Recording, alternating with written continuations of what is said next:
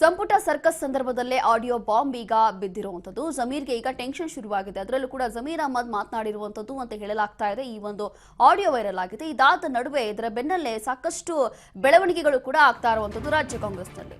Audio bomb ಬೆನ್ನಲ್ಲೇ ಜಮೀರ್ ಭೇಟಿಯಾಗಿದ್ದಾರೆ. ಈಗ DK brother ಮಾಜಿ ಸಚಿವ ಜಮೀರ್ ಅಹಮದ್ ಅವರನ್ನ ಭೇಟಿಯಾಗಿದ್ದಾರೆ ಡಿಕೆ ಸುರೇಶ್. ಬೆಂಗಳೂರಿನ ಜಮೀರ್ ಸರ್ಕಾರಿ ನಿವಾಸದಲ್ಲಿ ಭೇಟಿಯಾಗಿದ್ದಾರೆ. ಡಿಕೆಶಿ ಪದಗ್ರಹಣಕ್ಕೂ ಮುಂಚೆ ಡಿಕೆ ಸುರೇಶ್ ಮತ್ತೆ ಜಮೀರ್ ಅಹಮದ್ ಮಾತುಕತೆ ನಡೆಸಿದ್ದಾರೆ. ಬಹಳಷ್ಟು ಕುತೂಹಲ ಮೂಡಿಸ್ತಾ ಇದೆ ಈಗ ಡಿಕೆ ಸುರೇಶ್ ಇಲ್ಲಿ ಯಾಕೆ ಭೇಟಿಯಾದ್ರು ಅನ್ನುವಂಥದ್ದು. ಡಿಕೆ ಸುರೇಶ್ ಹಾಗೂ ಜಮೀರ್ ಭೇಟಿ, ಸಚಿವ ಸ್ಥಾನದ ಆಕಾಂಕ್ಷಿ ಆಗಿದ್ದಾರೆ ಜಮೀರ್ ಅಹಮದ್ ಕೂಡ. ಜಮೀರ್ ಅಹಮದ್ ಪರವಾಗಿ ಸಿದ್ದರಾಮಯ್ಯ ಅವರು ಕೂಡ ಅವರ ಹೆಸರನ್ನ ತಗೊಂಡು ಹೋಗಿರುವಂಥದ್ದು. ಹೈಕಮಾಂಡ್ ನಾಯಕರ ಹತ್ರ ಒಂದು ರಿಪೋರ್ಟ್ ಕಾರ್ಡ್ ಕೂಡ ಕೊಟ್ಟಿರುವಂಥದ್ದು. ಪಕ್ಷ ವಿರೋಧಿ ಮಾತನಾಡಿದ್ದಾರೆ ಎನ್ನಲಾದಂಥ ಆಡಿಯೋ ಈಗ ನಿನ್ನೆಯಿಂದ ಸಿಕ್ಕಾಪಟ್ಟೆ ವೈರಲ್ ಆಗ್ತಾ ಇದೆ. ಆಡಿಯೋ ವೈರಲ್ ಬಳಿಕ ಸುರೇಶ್ ಹಾಗೂ ಜಮೀರ್ ಭೇಟಿ ಬಹಳಷ್ಟು ಕುತೂಹಲ ಹುಟ್ಟಿಸ್ತಾ ಇದೆ.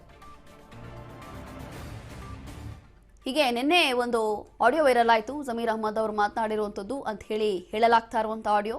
ಇನ್ನೂ ಕೂಡ ಪಕ್ಷ ಯಾವ ರೀತಿಯಾದಂಥ ಕ್ರಮವನ್ನು ತಗೊಳ್ಳುತ್ತೆ ಅಥವಾ ಏನಾಗುತ್ತೆ ಈ ಒಂದು ವಿಚಾರದಲ್ಲಿ ಅಂತ ಹೇಳಿ ಗೊತ್ತಿಲ್ಲ.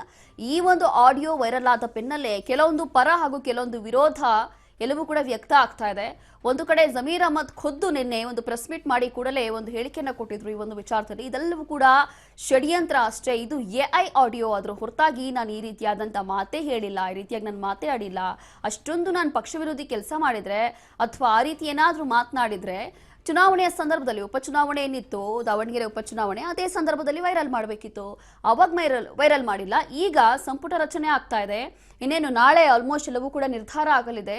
ಇಂತಹ ಸಂದರ್ಭದಲ್ಲಿ ನಾನು ಕೂಡ ಆಕಾಂಕ್ಷಿ ಆಗಿರುವಂತಹ ಸಂದರ್ಭದಲ್ಲೇ ಇಂಥ ಒಂದು ಆಡಿಯೋನ ಬೇಕಂತ ಷಡ್ಯಂತ್ರ ಮಾಡಿ ಎಲ್ಲವೂ ಕೂಡ ಪ್ರೀ ಪ್ಲಾನಿಂಗ್ ಮಾಡಿ ಈ ಆಡಿಯೋನ ವೈರಲ್ ಮಾಡ್ತಿದ್ದಾರೆ ಅಂತ ಹೇಳಿ ಇಲ್ಲಿ ಜಮೀರ್ ಅಹಮದ್ ಕೂಡ ನಿನ್ನೆಯಿಂದ ಒಂದು ಹೇಳಿಕೆಯನ್ನು ಕೊಡ್ತಾ ಇದ್ದಾರೆ. ಅದರ ಜೊತೆಗೆ ಕೆಲವೊಂದು ಕಾಂಗ್ರೆಸ್ ನಾಯಕರು ಕೂಡ ಇದನ್ನೇ ಹೇಳ್ತಾ ಇದ್ದಾರೆ, ಇದೆಲ್ಲವೂ ಕೂಡ ಷಡ್ಯಂತ್ರ ಅಷ್ಟೇ, ಸಚಿವ ಸಂಪುಟ ರಚನೆ ಆಗ್ತಾ ಇದೆ, ಇದರಲ್ಲಿ ಯಾರೆಲ್ಲ ಹೋಗ್ತಾರೆ, ಯಾರಿಗೆಲ್ಲ ಅವಕಾಶ ಇರ್ಬೋದು, ಯಾರಿಗೆಲ್ಲ ಅವಕಾಶ ಸಿಗೋದಿಲ್ಲ ಅನ್ನೋಂಥದ್ದು ಕೂಡ ನಿರೀಕ್ಷೆ ಎಲ್ಲರಿಗೂ ಇದೆ. ಇಂಥ ಸಂದರ್ಭದಲ್ಲಿ ಬೇಕಂತ ಷಡ್ಯಂತ್ರ ಮಾಡಲಾಗ್ತಾ ಇದೆ ಅನ್ನುವಂಥ ವಾದ.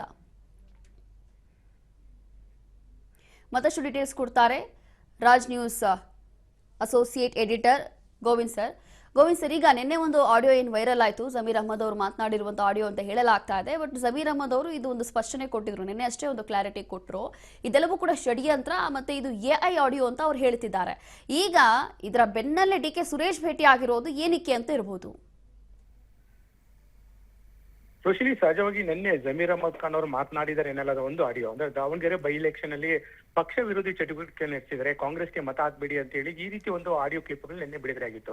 ಇದೇ ಒಂದು ವಿಚಾರ ಸಂಬಂಧಪಟ್ಟಂತೆ ಜಮೀರ್ ಅಹಮದ್ ಖಾನ್ ಅವರು ಕೂಡ ಪತ್ರಿಕಾ ಹೇಳಿಕೆ ಬಿಡುಗಡೆ ಮಾಡಿದ್ರು. ಈ ಒಂದು ಆಡಿಯೋ ಏನಿದೆ ಇದು ನನ್ನದಲ್ಲ, ಇದು ಒಂದು ಎಐ ವಿಡಿಯೋ, ಒಂದು ಆಡಿಯೋ ಸೃಷ್ಟಿ ಮಾಡಿ ಇದನ್ನ ಬಿಡುಗಡೆ ಮಾಡಿದ್ರೆ ನನ್ನ ರಾಜಕೀಯ ವಿರೋಧಿಗಳು ನನ್ನ ಷಡ್ಯಂತ್ರ ಮಾಡಬೇಕು ಅಂತ ಹೇಳಿ ಈ ರೀತಿ ಒಂದು ಪಿತೂರಿ ನಡೆಸಿದ್ರೆ ಈ ಬಗ್ಗೆ ಈಗಾಗಲೇ ನಾನು ಸೈಬರ್ ಕ್ರೈಮ್ ಕೂಡ ದೂರನ್ನ ಕೊಟ್ಟಿದ್ದೀನಿ, ಸಂಬಂಧಪಟ್ಟ ಅಧಿಕಾರಿಗಳ ಜೊತೆ ಕೂಡ ನಾನು ಮಾತನಾಡಿದ್ದೀನಿ. ಹಾಗಾಗಿ ಈ ಒಂದು ವಿಚಾರದಲ್ಲಿ ಎಲ್ಲೋ ಒಂದ್ ಕಡೆ ನನ್ನ ವಿರುದ್ಧ ರಾಜಕೀಯವಾಗಿ ಪಿತೂರಿ ನಡೆಸಿದ್ದಾರೆ ಅಂತ ಹೇಳಿ ನಿನ್ನೆ ಅಷ್ಟೇ ಜಮೀರ್ ಅಹಮದ್ ಖಾನ್ ಅವರು ಪತ್ರಿಕಾ ಹೇಳಿಕೆಯನ್ನ ಬಿಡುಗಡೆ ಮಾಡಿದ್ರು. ಇದಾದ ಬಳಿಕ ಕಾಂಗ್ರೆಸ್ ಪಾಳ್ಯದಲ್ಲಿ ಆಗ್ತಿರುವಂತಹ ಕೆಲವೊಂದಿಷ್ಟು ಬೆಳವಣಿಗೆ ಇದು ಸಹಜವಾಗಿ ಎಲ್ಲೋ ಒಂದ್ ಕಡೆ ಜಮೀರ್ ಅಹಮದ್ ಖಾನ್ ಅವರಿಗೆ ಮುಳುಗುವಂತ ಸಾಧ್ಯತೆ ಹೆಚ್ಚಾಗಿರುವಂತದ್ದು. ನೇರವಾಗಿ ಜಮೀರ್ ಅಹಮದ್ ಖಾನ್ ಅವರು ಅವ್ರಿಗೆ ಸಚಿವ ಸ್ಥಾನ ಸಿಗಬಾರ್ದು ಅಂತೇಳಿ ಈ ರೀತಿ ಒಂದು ರಾಜಕೀಯ ಷಡ್ಯಂತ್ರವನ್ನು ಮಾಡಿದ್ದಾರೆ ಅಂತ ಹೇಳಿ ರಾಜಕೀಯ ವಿರೋಧಿಗಳು ಜಮೀರ್ ಅಹಮದ್ ಖಾನ್ ವಿರುದ್ಧ ನೇರವಾಗಿ ತಮ್ಮ ಅಸಮಾಧಾನ ಹೊರಾಗ್ತಾ ಇದ್ದಾರೆ. ಹಾಗಾಗಿ ಇದರ ನಡುವೆ ಎಲ್ಲೋ ಒಂದ್ ಕಡೆ ಡಿಕೆ ಸುರೇಶ್ ಅವರು, ಡಿಕೆ ಶಿವಕುಮಾರ್ ಅವರ ಸಹೋದರರಂತ ಮಾಜಿ ಸಂಸದರಂತ ಡಿಕೆ ಸುರೇಶ್ ಅವರು ಜಮೀರ್ ಅಹಮದ್ ಖಾನ್ ಅವ್ರನ್ನ ಭೇಟಿಯಾಗಿ ಸುಮಾರು 45 ನಿಮಿಷಗಳಿಂದ ಅವ್ರ ಜೊತೆ 1-to-1 ಸಭೆ ಮಾಡ್ತಾ ಇದ್ದಾರೆ. ಕೆಲವೊಂದಿಷ್ಟು ಆಡಿಯೋ ವಿಚಾರ ಸಂಬಂಧಪಟ್ಟಂತೆ ನಿನ್ನೆ ಮಾಜಿ ಮುಖ್ಯಮಂತ್ರಿ ಅಂತ ಸಿದ್ದರಾಮಯ್ಯವ್ರನ್ನ ಭೇಟಿ ಮಾಡಿದಂತ ಸಂದರ್ಭದಲ್ಲಿ ನೇರವಾಗಿ ತಮ್ಮ ಅಸಮಾಧಾನ ಹೊರಹಾಕಿದ್ರು. ಎಲ್ಲೋ ಒಂದ್ ಕಡೆ ನನ್ನನ್ನ ರಾಜಕೀಯವಾಗಿ ತುಳಿಬೇಕು ಅಂತ ಹೇಳಿ ಈ ರೀತಿ ಪ್ರಯತ್ನ ಮಾಡ್ತಾ ಇದ್ದಾರೆ ಸರ್, ಇದನ್ನ ನೀವು ಗಮನ ಹರಿಸಬೇಕು ಮತ್ತೆ ಹೈಕಮಾಂಡ್ ನಾಯಕರು ಕೂಡ ಇದನ್ನ ಗಮನಕ್ಕೆ ತರಬೇಕು ಅಂತ ಹೇಳಿ ನಿನ್ನೆ ಸಿದ್ದರಾಮಯ್ಯನ ಭೇಟಿಯಾದಂತ ಸಂದರ್ಭದಲ್ಲಿ ಜಮೀರ್ ಅಹಮದ್ ಖಾನ್ ಅವರು ಮಾತನಾಡಿದ್ರು. ಈ ಒಂದು ಆಡಿಯೋ ಹಿಂದೆ ಯಾರಿದ್ದಾರೆ ಅನ್ನೋದು ಕೂಡ ನನಗೂ ಕೂಡ ಗೊತ್ತಿದೆ, ಆ ಒಂದು ಇನ್ಸ್ಟಾಗ್ರಾಮ್ ಐಡಿ ಯಾರ್ದು ಅಂತ ಕೂಡ ಗೊತ್ತಿದೆ, ಎಲ್ಲ ವಿಚಾರ ಸಂಬಂಧಪಟ್ಟಂತೆ ಕೂಡ ನಿನ್ನೆ ಸಿದ್ದರಾಮಯ್ಯನ ಭೇಟಿ ಮಾಡಿದಂತ ಸಂದರ್ಭದಲ್ಲಿ ಮಾತನಾಡಿದ್ರು. ಹಾಗಾಗಿ ಸಹಜವಾಗಿ ಎಲ್ಲೋ ಒಂದ್ ಕಡೆ ಇದೇ ಒಂದು ವಿಚಾರ ಸಂಬಂಧಪಟ್ಟಂತೆ ಜಮೀರ್ ಅಹಮದ್ ಖಾನ್ ಅವರಿಗೆ ಅಸಮಾಧಾನಕ್ಕೆ ಕಾರಣ ಆಗಿರುವಂತದ್ದು.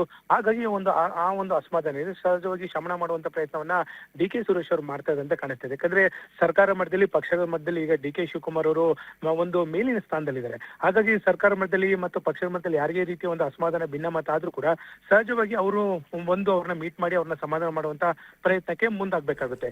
ಈಗ ಸದ್ಯಕ್ಕೆ ಡಿ ಕೆ ಶಿವಕುಮಾರ್ ಅವರು ದೆಹಲಿಯಲ್ಲಿ ಬೀಡು ಬಿಟ್ಟಿದ್ದಾರೆ. ಹಾಗಾಗಿ ಡಿ ಕೆ ಸುರೇಶ್ ಜೊತೆ ಮಾತನಾಡಿ ಜಮೀರ್ ಅಹಮದ್ ಖಾನ್ ಭೇಟಿ ಮಾಡಿ ಅವ್ರನ್ನ ಸಮಾಧಾನ ಮಾಡಿ ಈ ಒಂದು ರಾಜಕೀಯ ಬೆಳವಣಿಗೆ ಏನಾಗ್ತಿದೆ ಮತ್ತು ರಾಜಕೀಯವಾಗಿ ಪಿತೂರಿ ಮಾಡ್ತಿದೆ ಎಲ್ಲವೂ ಕೂಡ ಗೊತ್ತಿದೆ. ಹಾಗಾಗಿ ನಿಮ್ಮ ಪರವಾಗಿ ನಾನು ಇದೀನಿ ಅಂತೇಳಿ ಒಂದು ಧೈರ್ಯ ತುಂಬಿ ಅಂತೇಳಿ ಡಿ ಕೆ ಶಿವಕುಮಾರ್ ಅವರು ಡಿ ಕೆ ಸುರೇಶ್ ಅವರಿಗೆ ಒಂದು ಮಾಹಿತಿಯನ್ನು ಕೂಡ ಕೊಟ್ಟಿದ್ರು. ಅದರಂತೆ ಡಿ ಕೆ ಸುರೇಶ್ ಅವರು ಜಮೀರ್ ಅಹಮದ್ ಖಾನ್ ಅವ್ರನ್ನ ಭೇಟಿ ಮಾಡಿ ನೀವು ಎಲ್ಲಾ ವಿಚಾರ ಸಂಬಂಧಪಟ್ಟಂತೆ ಮಾತನಾಡಿದರೆ, ಜೊತೆಗೆ ನೀವು ಸಂಪುಟದಲ್ಲಿ ಇರ್ತೀರಾ ಮತ್ತು ಈ ಒಂದು ಡಿ ಕೆ ಶಿವಕುಮಾರ್ ಅವರು ಮಾತನಾಡ ಸಂದರ್ಭದಲ್ಲಿ ಆ ಒಂದು ಪಟ್ಟಿಯಲ್ಲಿ ನಿಮ್ಮ ಹೆಸರು ಕೂಡ ಇದೆ. ಹಾಗಾಗಿ ಯಾವುದೇ ರೀತಿಯ ಒಂದು ಸಮಸ್ಯೆ ಆಗೋದಿಲ್ಲ ಅಂತೇಳಿ ಡಿ ಕೆ ಸುರೇಶ್ ಅವರು ಜಮೀರ್ ಅಹಮದ್ ಖಾನ್ ಅವರನ್ನು ಭೇಟಿ ಮಾಡಿ ತಮ್ಮ ಈ ಎಲ್ಲಾ ವಿಚಾರಗಳು ಕೂಡ ಮಾತನಾಡ್ತಾ ಇದ್ದಾರೆ. ಹಾಗಾಗಿ ಎಲ್ಲೋ ಒಂದ್ ಕಡೆ ಜಮೀರ್ ಅಹಮದ್ ಖಾನ್ ಅವ್ರು ಮಾತನಾಡಿದ್ರೆ ಏನನ್ನದ ಈ ಒಂದು ಆಡಿಯೋ ಏನಿದೆ ಇದು ಎಲ್ಲೋ ಒಂದ್ ಕಡೆ ಕಾಂಗ್ರೆಸ್ ಪಾಳ್ಯದಲ್ಲಿ ಎಲ್ಲೋ ಒಂದ್ ರೀತಿಯ ದೊಡ್ಡ ಮಟ್ಟದ ಒಂದು ತಲ್ಲಣ ಸೃಷ್ಟಿಸಿದೆ ಅಂತ ಹೇಳೋದು ಕೂಡ ತಪ್ಪಾಗಿಲ್ಲ. Roshini. Yes sir, thank you sir ನಿಮ್ಮೆಲ್ಲ ಡೀಟೇಲ್ಸ್ಗಾಗಿ.